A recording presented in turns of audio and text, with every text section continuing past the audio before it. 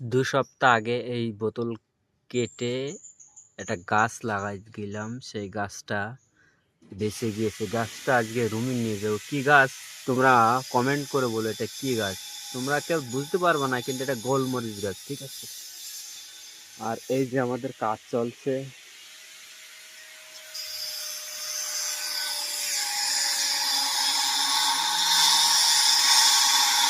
বিএসএফরা এখান থেকে গুলি করে, ঠিক আছে। এই যে কাজ চলছে আমাদের, এই যে